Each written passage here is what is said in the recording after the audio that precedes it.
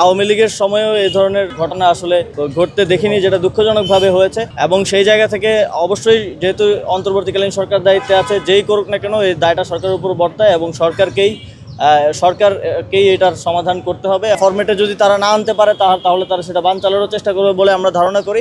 আমরা এই ধরনের সকল ধরনের প্রচেষ্টাকে গণতান্ত্রিক রাজনৈতিক দলগুলো যারা আছেন এবং সরকার রুখে দেওয়ার জন্য তৎপর আছে। এই বিষয়ে কোনো অফিসিয়াল সিদ্ধান্তে এখনও আসেনি। সরকার স্টেক হোল্ডারদের সাথে ইতিমধ্যেই বৈঠক ডেকেছে। আজকেও আমাদের মাননীয় প্রধান উপদেষ্টা কয়েকটা দল এবং জুলাইয়ের কয়েকটা অর্গানাইজেশনের সাথে বসবেন এবং ফার্দার রাজনৈতিক দলগুলোর সাথে বসবেন। রাজনৈতিক দলগুলোর থেকে এবং জনগণের পক্ষ থেকে যেই বক্তব্য আসবে সেই অনুযায়ী সরকার এটা বিবেচনা করবে।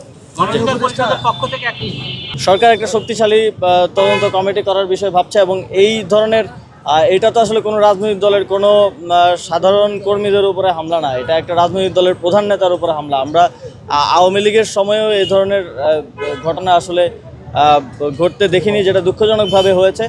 এবং সেই জায়গা থেকে অবশ্যই যেহেতু অন্তর্বর্তীকালীন সরকার দায়িত্বে আছে, যেই করুক না কেন এই দায়টা সরকারের উপর বর্তায় এবং সরকারকেই এটার সমাধান করতে হবে। এবং এই বিচার করার মাধ্যমেই, এই হামলার বিচার করার মাধ্যমেই ভবিষ্যতে যাতে এই ধরনের ন্যাক্কারজনক ঘটনার সাহস না করতে পারে সেটা নিশ্চিত করতে সরকার বদ্ধপরিকর।